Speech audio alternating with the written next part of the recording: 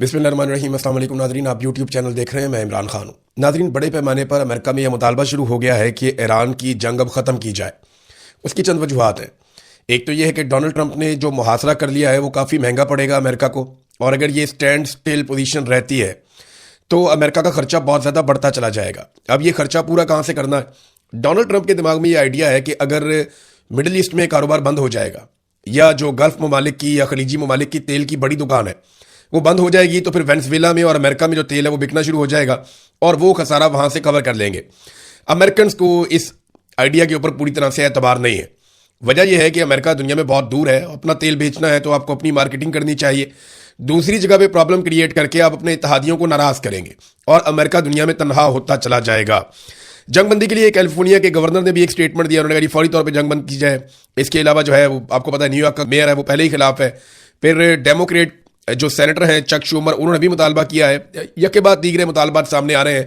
अमरीकी मीडिया इस जंग और जंग के नतीजे में होने वाले नुकसानात को ना सिर्फ बता रहा है बल्कि इस जंग की मुखालफत कर रहा है।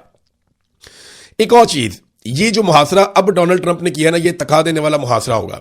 और इतने बड़े पैमाने पर फौज को मिडिल ईस्ट के अंदर रखना, फिर उनको वहां पे एक्टिव रखना, फिर मुहासरे को जारी रखना और फिर बड़ी बड़ी आलमी ताकतों के मफादात से टकराते रहना, ये अमेरिका के मफाद में कभी नहीं होगा। फिर डोनाल्ड ट्रंप ने एक और बात की कि अगर आबना हुर्मुज़ खुल भी जाती है तो 6 महीने हमें लग जाएंगे उसको क्लियर करते हुए, क्योंकि अमेरिका ये समझता है वहां पे बारूदी सुरंगें हैं। अब ये 6 महीने का टाइम भी वो इसलिए कर रहे हैं कि दुनिया में जितने भी बड़े बड़े ऑयल टैंकर्स हैं वो अब खलीजी ममालिक की तरफ जाने की बजाय खौफ की वजह से कि यहाँ पे हमारे टैंकर तबाह हो सकते हैं, वो अमेरिका की तरफ जाएं। वो वेनेजुएला से और अमेरिका से तेल लें जहां पे अमेरिकी कंपनियां काम कर रही हैं और इससे अमेरिका पैसा बनाए। डोनाल्ड ट्रंप एक मरतबा फिर अपनी दी हुई डेडलाइन से भाग गए। और देखें, कल मैंने आपको ये खबर दी थी अपने पिछले वीलॉग में, जो सुबह आपने वीलॉग सुना उसमें मैंने आपको ये बताया था कि इसराइली चैनल 12 ने यह दावा किया कि इसराइल को अमेरिका ने यह बताया है या व्हाइट हाउस ने यह आगाह किया है कि डोनाल्ड ट्रंप 3 से 5 दिन तक देखेंगे और एतवार तक की एक डेडलाइन है। लेकिन अभी डोनाल्ड ट्रंप ने कहा जी कोई डेडलाइन नहीं है, क्योंकि डोनाल्ड ट्रंप को एक बात समझ आ गई है गुज़िश्ता 24 घंटों में कि ईरान किसी किस्म की लचक नहीं दिखा रहा। इस हवाले से ईरानी सदर का एक स्टेटमेंट भी है, वो स्टेटमेंट भी आपके सामने रख देता हूं कि वो किस तरीके से इन चीज़ों को देख रहे हैं और कैसे सख्त बयानात इस माहौल में भी दे रहे हैं। उनके वज़ीर ख़ारजा का स्टेटमेंट है, उनके मुज़ाकराती कमेटी के हेड कालीबाफ उनका भी स्टेटमेंट है, लेकिन सदर का स्टेटमेंट इस वक्त सबसे ज़्यादा इंपॉर्टेंट है। तो डोनाल्ड ट्रंप ने डेडलाइन फिर खत्म कर दी। उनको आइडिया है कि डेडलाइन जब खत्म होती है तो मेरी बहुत बेइज्जती होती है, क्योंकि देखिए ना, एक डेडलाइन दी डोनाल्ड ट्रंप ने 2 दिन की, फिर एक और डेडलाइन दी 5 दिन की, 6 दिन की, फिर एक और डेडलाइन दी 2 हफ्ते की, फिर एक और डेडलाइन दी जनाब कि मैं मजीद डेडलाइन दे रहा हूं। और अब जनाब डोनाल्ड ट्रंप ने फिर खुद से एक और डेडलाइन दे दी है कि जनाब मुझे तो पाकिस्तान ने कहा था तो मैंने ये डेडलाइन दे दी है। तो पाकिस्तान का क्या है? शहबाज शरीफ का तो आप लोग सब जानते हैं, उनको डोनाल्ड ट्रंप कहता रहेगा और वो रिक्वेस्ट करते रहेंगे और डोनाल्ड ट्रंप डेडलाइन बढ़ाता जाएगा। ना इससे ईरान के ऊपर कोई फर्क पड़ेगा, ना दुनिया के ऊपर कोई फर्क पड़ेगा, ना इससे जंगबंदी होगी। बहरहाल डोनाल्ड ट्रंप ने कहा 3 या 5 दिन की बातें गलत है, कोई डेडलाइन मेरी तरफ से नहीं है, ताकि जो 3 या 5 दिन के बाद शर्मिंदगी होनी है वो शर्मिंदगी से पहले ही बचा जा सके। अमेरिका के अंदर इख्तिलाफात बढ़ते चले जा रहे हैं। अमरीकी नेवी के वजीर जो हैं वो मुस्ताफी हो गए हैं। ये अब छोटी चीजें नहीं है, लगातार ऐसा हो रहा है अमेरिका में। अमरीकी नेवी के वजीर अचानक अपने ओहदे से मुस्ताफी हो गए, और ये सिर्फ नेवी के वजीर नहीं है बल्कि बहुत बड़ी तादाद में अमरीकी फौज की कमांड भी इनके पास है। ये जिम्मेदार है अमरीकी फोर्सेस के लिए, उनकी नेवी के लिए, उनके सील्स के लिए, और इन्होंने अचानक से जनाब इस्तीफा दे दिया। इससे पहले भी 1-2 बड़े इस्तीफे आ चुके हैं। तो डोनाल्ड ट्रंप के ऊपर दबाव इन चीज़ों से बढ़ रहा है, क्योंकि इस वक्त नेवी का इस्तेमाल किया जा रहा है। ऐसे माहौल में अमरीकी नेवी के वजीर का इस्तीफा आ जाना, इससे पहले आर्मी चीफ को फारग कर दिया जाना और मुख्तलिफ इस तरह की चीज़ें जो है वो ये बता रही हैं कि ईरान में इख्तिलाफात उससे शदीद नौयत के नहीं है। हालांकि उनके ऊपर बहुत तबाही हुई है, जितने शदीद नौयत के इख्तिलाफात जो है वो अमेरिका में पैदा हो चुके हैं। ईरानी सदर का स्टेटमेंट मैं आपको बता रहा था। ईरानी सदर ने कहा जी कि हकीकी मुज़ाकरात में बुनियादी रुकावटें वादों की खिलाफ वर्जी है, नाकाबंदी और धमकियां हैं। देखिए, जब पाकिस्तान के फील्ड मार्शल गए थे ना ईरान में, तो उस वक्त ईरान ने कुछ मुतालबात किए थे जो बड़ी जायज़ मुतालबात थे, और फील्ड मार्शल ने कहा जी मैंने अमेरिका से बात कर ली है, और उन्होंने अमेरिका से बात करके ईरान को यकीन दहानी करवाई थी कि ये चीज़ें हो जाएंगी। जबकि अमेरिका ने जो मुतालबात किए थे उस पर फील्ड मार्शल ने, ईरान ने जो जो चीज़ें तस्लीम की वो अमेरिका को बता दी थी। अब उस बुनियाद पे मुज़ाकरात शुरू होने थे, पहले वीकेंड पे, फिर मंडे को, फिर ट्यूसडे को बताया गया कि ये मुज़ाकरात इस्लामाबाद में होने जा रहे हैं, जो अभी तक मुज़ाकरात शुरू नहीं हो पाए। तो फील्ड मार्शल ने जो चीज़ें ईरान को बताई वो पूरी नहीं हुई। अब यहां पे एक बदएतमादी पैदा हो गई है अमेरिकन कहते हैं कि हम ये चीज़ें कभी मानते ही नहीं है। अब बीच में कुछ ऐसे लोग हैं जो ये प्रोपेगेंडा भी कर रहे हैं कि फील्ड मार्शल ने ईरान के साथ गलत बयानी की या उन्हें वो चीज़ें बताई जो अमेरिकन ने उन्हें नहीं बताई थी। लेकिन मेरा नहीं ख्याल कि ऐसा होगा, इस लेवल के ऊपर इस तरह किया नहीं जा सकता। ये डोनाल्ड ट्रंप एक दिन में 4-4, 6-6 बयानात बदल लेता है, तो उससे आप कुछ भी तवक्को कर सकते हैं। मिसाल के तौर पर वो जो खवातीन वाला मामला डोनाल्ड ट्रंप ने उठाया था, वो बहुत अजीबोगरीब मामला है। यानी ये अब तो उनकी अदलिया का भी स्टेटमेंट आ गया, जो ईरान की अदलिया है वहां से भी स्टेटमेंट आ गया है इस मामले को लेकर। यानी 8 खवातीन पे डोनाल्ड ट्रंप ने कहा जी कि पहले उन्हें फांसी होने वाली है और उन्हें लटकाया जाने वाला है। खवातीन की उन्होंने तस्वीरें भी लगा दी। उन खवातीन को कोई जानता भी नहीं है, हम ढूंढ ढूंढ के थक गए कि केस चल रहा हो इस शक्ल की खातून के ऊपर या कोई इस तरह का मामला हो, कुछ मिला ही नहीं। फिर ट्रंप ने कहा जी मेरी दरखास्त है कि ईरान इनको फांसी पे ना लगाए, और बाद में ट्रंप ने खुद ही कह दिया जी आज रात को इन 8 खवातीन को फांसी होनी थी, जो फांसी मेरे कहने पर ईरान ने मुलतवी कर दी है, और उनमें से 4 खवातीन को अभी छोड़ दिया जाएगा और बाकी 4 खवातीन को 1 महीने के बाद छोड़ दिया जाएगा। मैं जनाब ईरान का बड़ा एहतराम करता हूं कि उन्होंने मेरा एहतराम किया और मैं इस बात को याद रखूंगा। इस किस्म की बातें डोनाल्ड ट्रंप ने कर दी। अब ईरानी अदलिया पे ये मामला आया, तो ईरानी अदलिया ने 8 खवातीन की सजाए मौत से मुतालिक ट्रंप के दावे को झूठा करार दे दिया। ईरानी मीडिया ने ईरानी अदलिया का हवाला देते हुए बताया कि मैदान में ट्रंप के खाली हाथों ने उन्हें झूठी खबरों का और उनसे कामयाबियां घड़ने पर मजबूर कर दिया है। जिन खवातीन की बात डोनाल्ड ट्रंप कर रहे हैं इनको कभी सजाए मौत सुनाई ही नहीं गई। अमेरिकी सदर ने इन 8 खवातीन से मुताल्लिक गुज़िश्ता रोज भी झूठा बयान दिया था।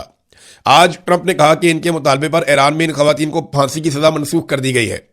ईरानी मीडिया के मुताबिक गुज़िश्ता रोज ट्रंप ने बयान दिया था कि अमन मुज़ाकरात से पहले ईरान इन खवातीन को रिहा करे। अच्छा, ये तो डोनाल्ड ट्रंप ने अपने ट्रुथ सोशल पे कहा था और ये सारा रिकॉर्ड का हिस्सा है। जबकि जो ईरानी एम्बेसियां दुनिया भर में वो ये कैटेगोरिकली कह रही है कि डोनाल्ड ट्रंप ने आर्टिफिशियल इंटेलिजेंस की खवातीन की जान बचा ली, एआई खवातीन की जान बचाई, इसका हकीकत से कोई ताल्लुक नहीं है। नाज़रीन, ट्रंप की इस किस्म की कार्रवाइयां और बड़े सख्त किस्म के बयानात, कभी ईरान के बारे में सिविलाइजेशन मिटा देने की बात, कभी पूरे मुल्क को धमाके से उड़ा देने की बात, कभी ग्रीनलैंड पे कब्जा करने की बात, कभी यूरोप को धमकियां, कभी नेटो को धमकियां, इन चीज़ों की वजह से अमेरिका का जो तशख़्ख़ुस है वो बहुत बुरी तरह तब्दील हो गया है।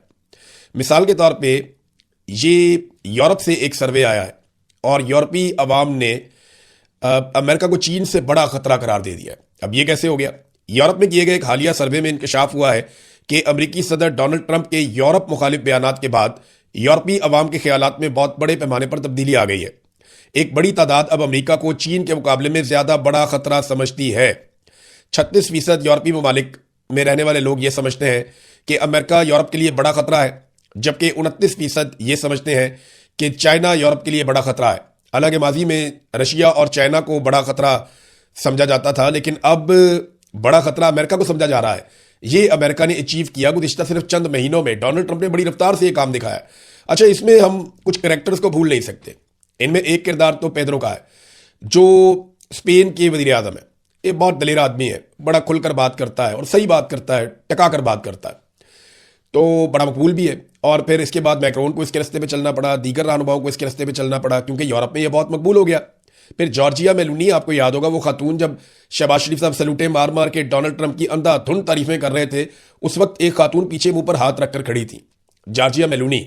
वो वहां पे तो चुप करके खड़ी थी हाथ मुंह पे रख के, लेकिन जब आप उन्हें बोलते हुए सुने तो आपको आइडिया होता है कि ये कितनी बड़ी लीडर है और कितना जबरदस्त तरीके से बोलती है। वो खातून ने भी एक रोल प्ले किया। और अब ऐसा हो रहा है कि यूरोप के 4 ममालिक कम से कम अब तक, और ये बड़े ममालिक हैं, जो इसराइल से अपने दिफाई ताल्लुकात या मुआहदे खत्म कर चुके हैं और इसराइल से दूर चले जा रहे हैं। बल्कि हंगरी के अंदर एक वज़ीर आज़म था जो इसराइल को बहुत सपोर्ट करता था, डोनाल्ड ट्रंप का खास आदमी था। वो वहां पे 2/3 अक्सरियत से इलेक्शन हार गया, उसका मुखालिफ 2/3 अक्सरियत से जीत गया। और वहां जो नया आने वाला वज़ीर आज़म है उसने स्टेटमेंट दे दिया कि अगर यहां पे आता है नेतन्याहू तो आलमी अदालत के फैसले के मुताबिक, वारंट के मुताबिक उसे गिरफ्तार किया जाएगा। तो यूरोपीय अब ये समझते हैं कि अमेरिका हमारे लिए चीन से ज्यादा बड़ा खतरा है। प्रेस टीवी की एक खबर आई है और उसमें ईरान ने एक बड़ा मुतालबा किया है। ये बहुत इंपॉर्टेंट चीज है, मैं चाहता हूं मैं आपके साथ जरूर शेयर करूं। प्रेस टीवी ने इस खबर को कंफर्म किया है। एक बहुत बड़ा डिप्लोमेटिक मूव है जो ईरान ने चला है। एक ऐसी सफारती कोशिश उन्होंने की है जिसमें वो डिमांड करते हैं कि इसराइल अपने न्यूक्लियर प्रोग्राम की सारी तफसीलात जो है वो सबमिट करे इंटरनेशनल मॉनिटरिंग के सामने। यानी IAEA जो है वो ईरान के तो पीछे पड़ा हुआ है, पाकिस्तान के पीछे भी बड़ा अरसा पड़ा रहा, लेकिन खामोशी के साथ इसराइल ने कितने हथियार बना लिए एटमी कुव्वत कैसे बना, उसके पास कितने हथियार हैं और कितने एटमी वॉरहेड्स हैं, इसके ऊपर किसी ने तवज्जो नहीं दी, बल्कि मगरिब सारा का सारा चुप करके बैठा रहा। अब ये मामला ईरान ने उठाया। अगर इस मामले के ऊपर रशिया, चाइना, यूरोपीय ममालिक मिलकर बात करते हैं, पाकिस्तान को भी इस पर बात करनी चाहिए, तो फिर पूरी दुनिया में रोला पड़ेगा कि इसराइल के पास एटमी हथियार नहीं होने चाहिए। क्योंकि देखें, सबके ऊपर हमला जो कर रहा है वो इसराइल कर रहा है। अभी अटैक करने का इस वक्त, कुछ अर्सा पहले आपको याद होगा कतर के ऊपर भी इन्होंने बम मार दिए थे। तो अटैक करने में तो ये 1 मिनट लगाते हैं। इसराइली इनका तो झाका खुला हुआ है, लिहाजा इनके पास एटमी हथियार होना ज्यादा खतरनाक बात है। तो इसमें अब ईरान ने एक मुतालबा किया है, देखते हैं कि आने वाले दिनों में इस पर क्या डेवलपमेंट होती है। ईरान और अमेरिका ने जो जो जहाज पकड़े गए हैं या जिन जिन जहाज़ों को उन्होंने रोका है या जिनको वहां पे सीज किया है, उनकी वीडियोस डालना शुरू कर दी हैं। जो ईरानी तेल लेकर जा रहे हैं उन जहाज़ों को अमेरिका पकड़ता है, वीडियो डाल देता है। जो ईरानियों की रोकने की सलाहियत है, जिस तरह वो रोकते हैं और सीज करते हैं, साइड पे ले जाते हैं, वो भी वीडियो जारी करते हैं। उधर ईरान ने एक और स्टेटमेंट जारी किया है और ये दावा ईरान के अंदर से किया गया है कि जो हुर्मुज़ टैक्स लिया जा रहा है, अब नए हुर्मुज़ पे जो टैक्स लिया जा रहा है, उसकी पहली आमदनी ईरान के मरकजी बैंक में जमा करवा दी गई है। ये दावा भी सामने आया है। अच्छा, अब यहां पे एक नया ईरान है। ईरान की एक नई क़यादत है जो पुरानी क़यादत में से निकल कर आई है। ऐसा नहीं है कि रिजीम चेंज ऑपरेशन वहां पे मुकम्मल हो गया, बल्कि ज्यादा सख्त गीड़ लोग आ गए हैं। मुश्तबा खामनेई के बारे में कहा जाता है कि वो जख्मी है और वो बहुत तकलीफ में है, बहुत जख्मी है, लेकिन इसके बावजूद वो लीड कर रहे हैं। फिर उन्होंने अपना पूरा खानदान खोया है। अब ऐसा आदमी किस लेवल पे रिएक्ट कर सकता है, ये अंदाजा आप थोड़ा सा उनकी कैफियत में जाके सोचे तो आपको हो जाएगा। रजा पहलवी, जिसको ये जंग शुरू होने से पहले ऐसा लगता था कि वो ईरान चला जाएगा, उसको ईरान की सरजमीन पे उतारा जाएगा और वो ईरान का बादशाह बन जाएगा और सारी चीज़ों को कंट्रोल करेगा, ये बर्तन में इसके ऊपर कैचअप फेंक दिया एक बंदे ने। लंबे बालों वाला आदमी पीछे पीछे आ रहा था। रजा पहलवी वहां पे सामने मुजाहिरीन खड़े हुए थे ईरान के, ये उधर को जा रहा था, हाथ हिला रहा था, कुछ इसकी हमायती को मुखालिफ, इस तरह वो चलता रहता है।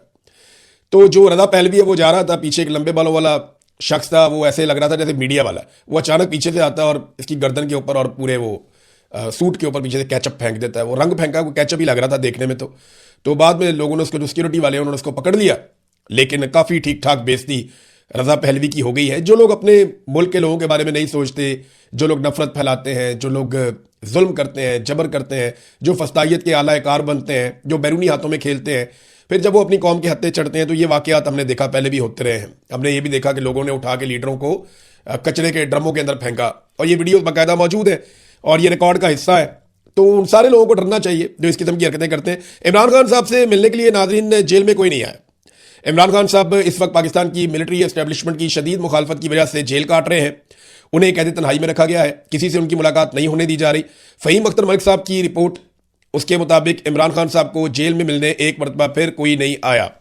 जो नाम दिए गए थे 6 नाम, उनमें सेनेटर फलकनाज चित्राली, फजल इलाही, एहतशाम खान, सरदार गुलाम अली असगर खान लहरी और सैयद नसीबुल्लाह आगा और चौधरी जावेद अख्तर गुज्जर के नाम शामिल थे। और कोई भी पार्टी रहनुमा मुलाकात के लिए जेल नहीं पहुंचा।